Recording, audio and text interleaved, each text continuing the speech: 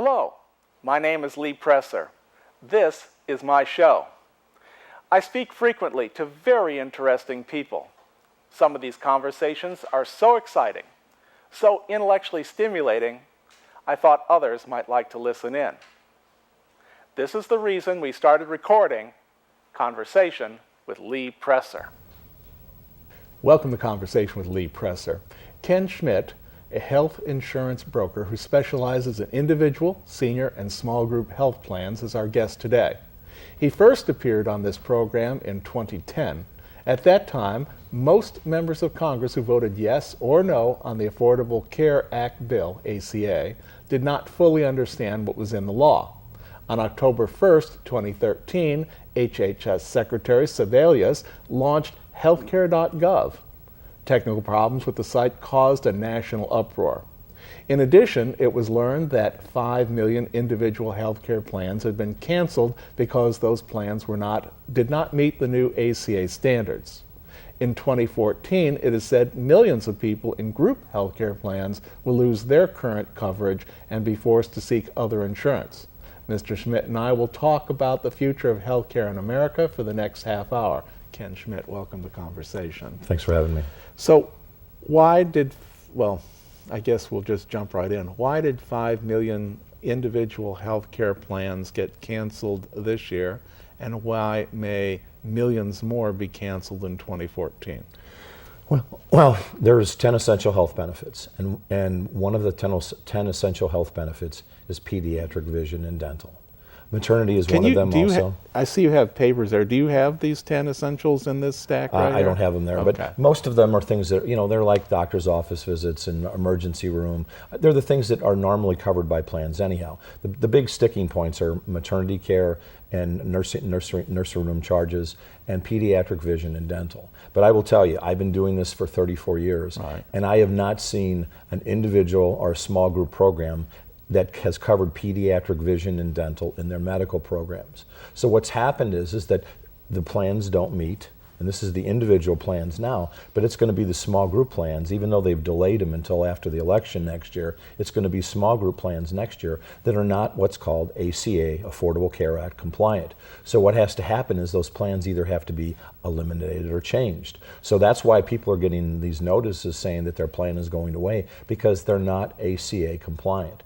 It's unfortunate. This is the third or fourth interview that we've had on this, and there's no comfort in saying that I told you so about this, because I've been telling people this since March of 2010 when the bill passed, that this is going to happen. I mean, when you say you're going to have to, when you're going to tell the people what the benefits have to be, then you're going to basically control the pricing and everything else with regards to it, and that's what's happening. So that's why those people have been told that they're going to lose their plans, because they're not ACA compliant. They don't meet the 10 essential health benefits, and the small group situation will be the same. I would be willing to bet that a lot of large groups over 50 lives, don't cover pediatric vision and dental in their medical, and unless they offer separate medical and vision, they're not going to be compliant. So this is going to a continuing can of worms down the road with regards to the problems that are going to ensue as a result of this bill. So the mechanism for saving people's current accounts or their current coverage would be to amend the bill to take out this maternity coverage and pediatric coverage, and if they took that out, most other plans have the other 8 things in them? Well, depending on the individual plans, most individual plans don't cover maternity now. Well, I'm saying if you took those 2 things out. I would say the answer is yes to most plans. Not all plans, but many of the plans that are out there. But maternity is the big sticking point for a lot of people, because a lot of individual programs don't cover maternity or nursing care. And then the pediatric vision and dental is just way out there, because no plans covered that. The unfortunate thing about it is that starting January 1 of 2014, everybody under 64 will start paying for maternity and nursing care and pediatric vision and dental. So I'm 61, so I'm going to start paying for those things which I don't have too much of a need for at this stage in my life. But I was going to say both of us have no need at this stage for that, and I can't even understand why Congress and of course that's not you. I mean, I'm just saying this out loud. I can't understand why Congress, when they were voting on this plan, thought it was a tremendous idea to have people in their 60s paying for maternity care and pediatric care. Well, I think Nancy Pelosi said it best. You know, hey, you have to pass it in order to know what's in it. And the unfortunate well, they knew thing the 10 features there. They did, and you know what's come to light just recently is they knew about the cancellations, and they know about the upcoming cancellations. They know about this. Now you can be cynical about it, you can whatever, but I guess the thing is, it bad that they told you a falsehood, or is it worse that they knew it was a falsehood when they told it to you? You know, nobody wants to use the word lie in Washington, but whatever it is, they weren't straight with us, and they knew they weren't going to be straight with us, and that's what's occurred, and that's what's created this big mess and debacle with regards to things. And this isn't about the website. The website is a different issue altogether. The website, it's unfortunate that it didn't work, because what's happening is a lot of people are not finding out that this is really as bad as many people like me believe it's going to be, because they haven't found out yet what this is going to cost. I was just going to say that the whole media attention on the website really distracts from what my wife, who got kicked out of her plan. We're both on individual plans, and she got kicked off of hers. Luckily, I got grandfathered into mine, but just for 1 year. But so she's out, looking around, and finally was able to get somewhere on a website that turns out that it was not a good deal. It's not. The title of the bill includes the words affordable care, but when you look at what she has now on an annual basis and how much she will pay, and then when you look at these new plans, if she were to make use of need hospitalization, I think it's like $6,700 out of pocket before the plan even starts paying. Right. Well, depending on the program, and that's again one of the unfortunate things, because I've said this, I guess, several times on your show. The one thing that the Affordable Care Act is not is affordable for many people. There's not any question that some people will have an advantage for this law. And those will be people that are very low income or don't have health insurance right now. But even that is not completely the total story. And I think what we keep getting from Washington is partial stories. For instance, all of the people that are signing up, and there's not much evidence we're not getting much hard data from the federal website. We are getting it from the state websites. Remember, 17 states set up their own state exchanges. But what's happened is they've basically, the majority of the people have signed up for Medicaid. And I have told people, politicians alike. Pause there for just a second. Sure. There's people out there who they heard the word, they don't know what Medicaid is. Okay. They know what Medicare is, but what's Medicaid? Medicaid is basically, it's for lower income individuals. It is a government funded program. It's a combination of healthcare. Of healthcare. And it's federal and state. Okay, it's a combination of federal and state money that provides healthcare for lower income individuals. Depending on where they are with regards to the poverty level, they may qualify for Medicare and/or Medicaid. The thing is that so many doctors these days don't accept Medicaid. So a lot of the people that are enrolling on the website, or a website, whatever the website is, they're enrolling in Medicaid. They're not enrolling in the Affordable Care Act. Now, that does two things. Number one, it puts more people, it means that taxpayers are paying for more individuals on Medicaid, but it also means it doesn't necessarily give them access to quality care on demand. And I've told politicians in Washington and Jefferson City, and anybody that will listen, that having health insurance doesn't mean that you have access to quality care on demand. That's what they have in Canada, for instance. Everybody has health insurance, but they don't have access to a doctor when they necessarily need it. And maybe that's where we're headed with regards to all of this. I think that's the design of it. I think that's where the president would like to see us, with a government-run healthcare program down the road. But a good portion of the people that have been enrolling in the Affordable Care Act are not enrolling in the Affordable Care Act. They're enrolling in Medicaid, and that's a different program altogether. And they put little or nothing into that. So there's no money coming in, and you've seen all the reports about the young people have to be into this in order to pay for the older people, like you and I in this system. Well, the reality is that that's not what's happening right now. A lot of people are getting insurance that don't pay anything into it, and then a lot of people, as your wife has found out, are finding out that the health insurance is substantially either less in benefits or more expensive or a combination of both. Yes. So we're here, it is the law. We're, in a sense, we're stuck with it because it is the law. So what's going to happen next? The people who let's just identify the ones who got the notice that said, hey, the plan that you have this year is ineffective for next year, 2014. By the way, just so people understand, when we're talking here, this is December the 10th, 2013. So when we talk about next year, we're talking about 2014. So next year, the people who lost their plans in 2013 will be paying. Explain the system. Are they going like they used to like Blue Cross Blue Shield and saying, hey, I'd like a bid on some insurance, or is insurance only available through this government website, or how does that work? Well, there's going to be insurance made available on the exchanges and off the exchanges, and you basically have two exchanges. They call them marketplaces now. They've decided that exchange is the wrong word. Marketplace gives them the idea that they can walk into a Schnuck store and there's 10 different kinds of ketchup and you got choices with regards to it. So they've decided they want to call it the marketplace, but you and I will still call it the exchange.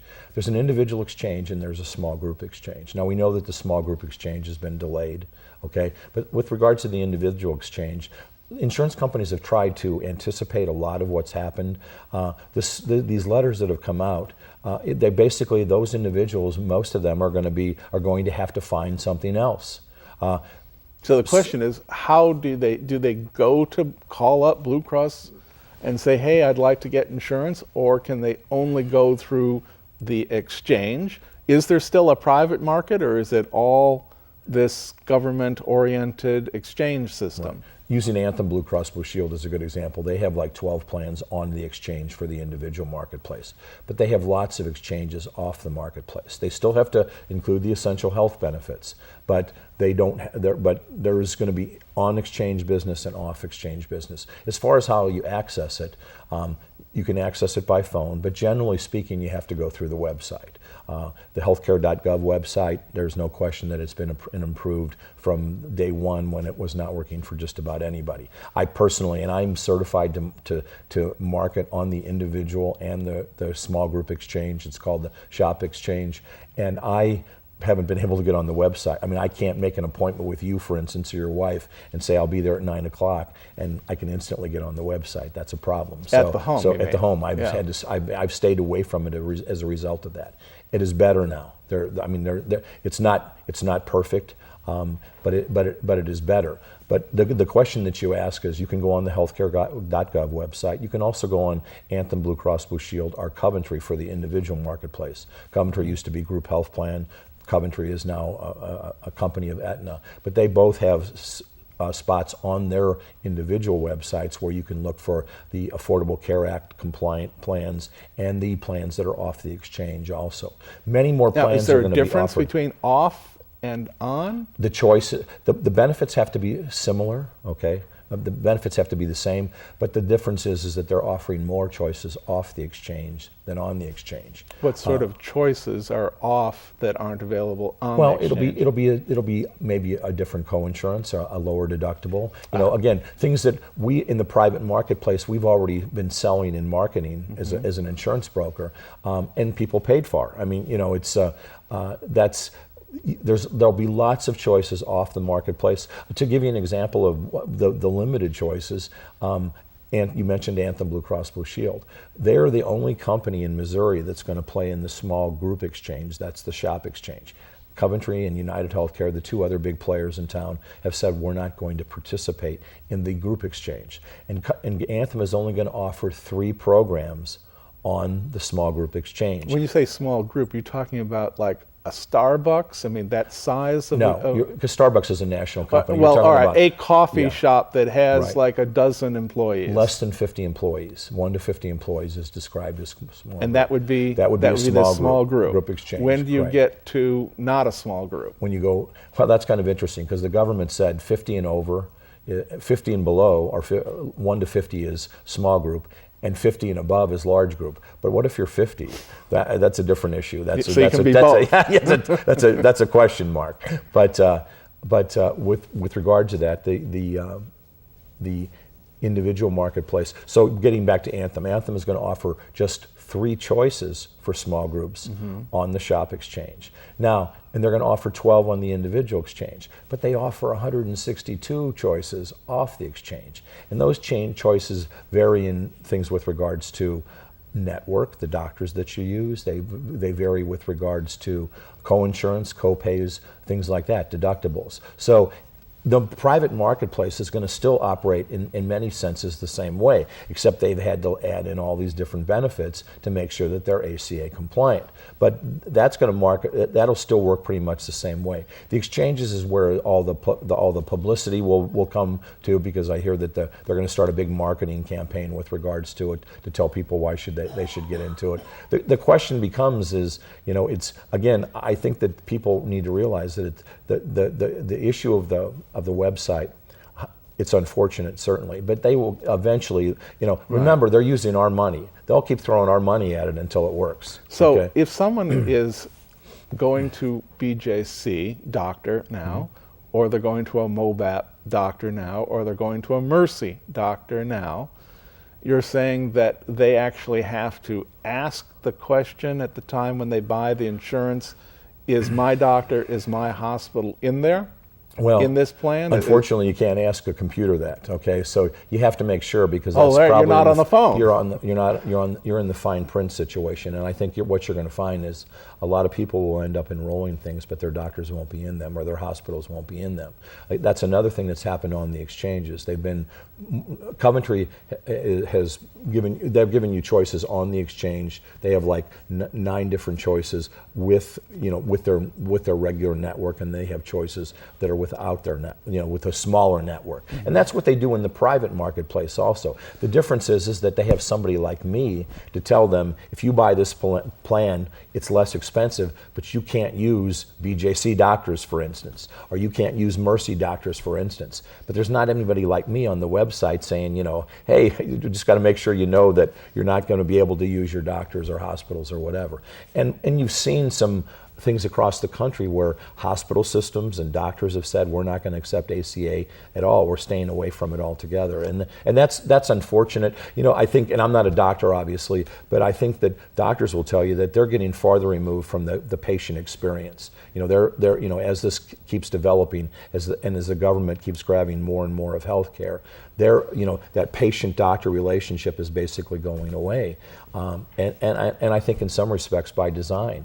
What is going on now with? There are rumors going around that you add millions more to the system of people who haven't had a regular doctor, and suddenly there's not enough doctors to go around for them. Is this a reality, or is this just hype? It's a reality, but in fairness to the Affordable Care Act, it's not a reality just of the Affordable Care Act. That just exacerbates the situation, because, again, what did we say? You're adding, the state exchanges are saying they're adding, literally thousands of people onto Medicaid.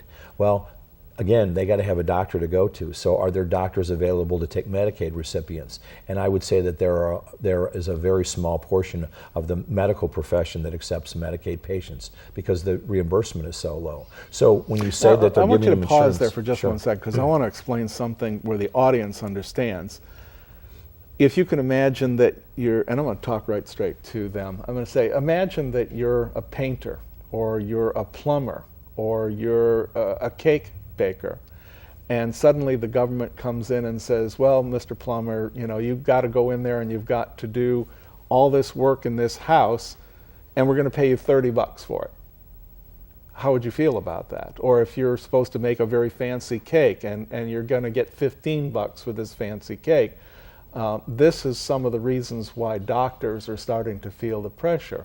And I know, because I have doctors in my family, so I'm talking from experience, that this is part of the problem, is that now doctors are being told that they have to perform a certain work for which they are being way, way, way undercompensated. It was one thing when they could afford to get money from one group and get a lot of money from them in order to compensate for the people that they were the Medicare patients and the Medicaid patients, but it's not working that now everybody's going to be giving them less. Is that essentially? Yes. So, and again, that's been a problem that we've had in the United States for a while. It just is exacerbated or heightened if you add more and more people to the system. The thing that's ironic, and this is, you've heard this said by the administration officials now recently, but of course hidden in the past, is that after all of the Affordable Care Act is implemented, after it's all said and done,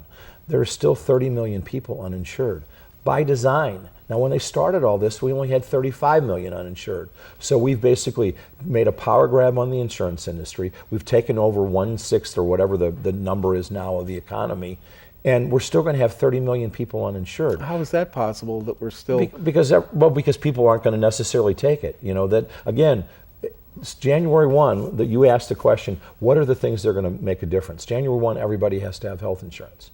Everybody has to have health insurance starting January 1. That's the law. Mm-hmm. And if you don't, you pay a penalty. And the penalties are very small in the earlier years, $95 the first year. I think it's $265 the second year. But it could be a percentage of your income. But the first year it's $95 or 1% of your income, whichever is greater. And that's the penalty. I think you're going to still see a lot of young invincibles, as they're called, not by me, but by the industry in general, that are going to say, look, this isn't, number one, I'll pay the $95. I'll pay the $95. And they've already been turned off by the website. And kids today, they're very tech savvy, but they're very impatient with regards to that tech savviness also. If it doesn't work right away, they go on to something else. Their attention span might be a little bit different, but they want technology to work, and that's been the unfortunate thing about that. But one of the things that you just described a minute ago about setting what people get paid and everything else, the same thing has happened. And I'm not defending the insurance companies, but part of the Affordable Care Act is something called the medical loss ratio, and that says that they have to spend 85% for large groups and 80% of the premium they collected they have to pay it back in claims. And everybody says that's fine. That's, because everybody says, oh yeah, we want all the money going towards the claims. Until you ask that small businessman, what happens if the governments came to you and said that the most that you can make is a 15% or a 20% profit on your business? People don't get into business to make 15%. They get into business to make much more than that. But that's what the government has done with the insurance companies. So, everybody complains about how much the insurance companies make. They only make a few, like 3% or 4% at most on that dollar. Why it's a lot is because it's a lot of money. But they're not, it's not like they're making like a Microsoft, which has a 53% profit margin or something like that. They're not making the big profits based on how much they make from every dollar. They're making it based on the fact that it's a lot of money. Right. The onerous things that happen January 1st are the guarantee issue, and for at least from a social perspective, that's a good thing. Everybody is going to be able to get coverage. There's no question. And if you have a pre-existing condition, they're not going to be able to consider that. They're going to only be able to consider your dependent status, whether you smoke or not, your geography. Those are the things that they're going to make the difference on the rates. But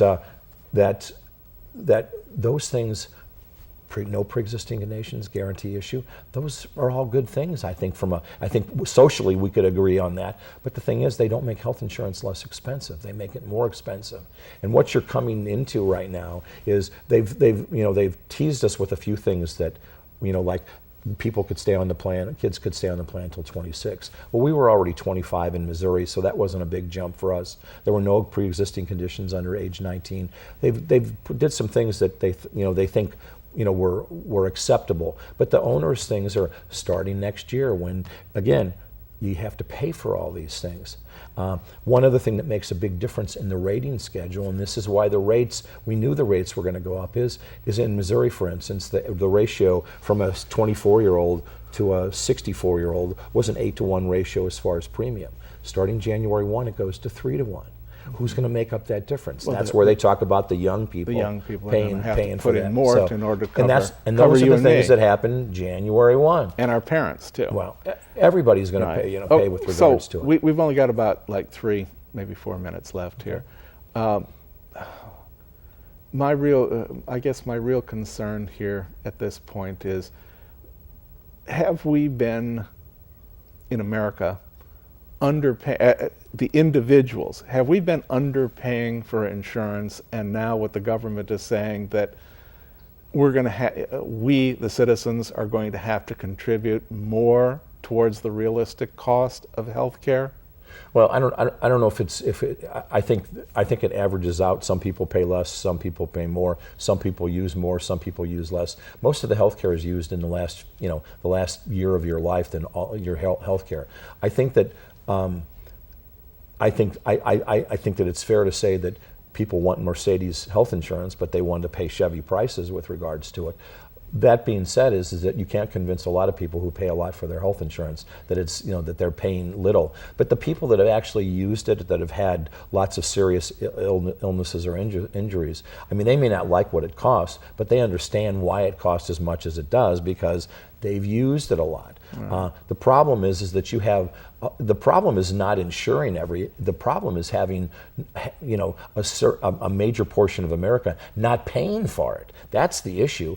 And now you've said, they talk about substandard plans. I'm 61 years old. I'm a single male. If I don't have maternity, that's a substandard plan as far as the president's concerned because I don't have maternity.